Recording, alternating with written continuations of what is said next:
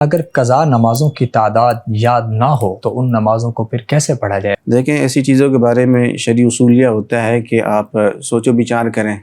اور جس طرف آپ کا زیادہ میلان جاتا ہے اور غالب گمان یہ ہے کہ میری فجر کی نمازیں اتنی قضا رہ گئی ہیں، ظہر کی نمازیں، تو اتنی ہی نمازوں کو قضا شمار کر کے پھر ان کو ادا کرنے شروع کر دیں۔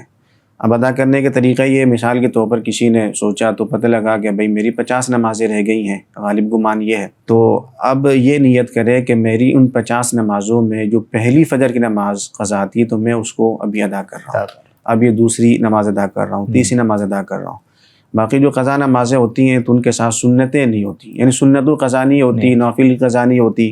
صرف فرض کی قضا ہوتی ہے، اسی طریقے سے وتر کی قضا ہوتی ہے۔ اور اگر بہت ہی زیادہ نمازیں قضا ہیں تو پھر اس کے اندر یہ کر لیے جائے کہ نماز کے اندر جو سنتیں ہوتی ہیں تو ان سنتوں کو چھوڑ دیا جائے، ٹھیک ہے، یا ان کو مختصر کر لی جائے، جیسے رکوع میں یا سجدے میں 3 بار تسبیحات پڑھنا یہ ادنیٰ درجہ ہوتا ہے تو اس کو 1 مرتبہ پڑھ لیں۔ اسی طریقے سے تشہد میں اتحیات کے بعد درود شریف پڑھا جاتا ہے اخیر قاعدے میں، قاعدہ اخیرے میں آپ درود شریف نہ پڑھیں، اس کے بعد دعا نہ پڑھیں بلکہ تشہد ہی پڑھ لیں، تاکہ جو فرض چیز ہے وہ آپ کی ادا ہو جائے۔ خدا نہ خواستہ اس دوران اگر انتقال ہو جاتا ہے، اللہ کا بلاوا آ جاتا ہے، تو یہ ہوگا کہ جو نمازیں قضا ہو گئی تھی وہ نمازیں آپ جلدی اس کی تکمیل ہو جائے گی نا، تو اس کا ادا کرنے کا طریقہ، اگر کم نمازیں تو پھر تو یہی ہوتا ہے کہ جو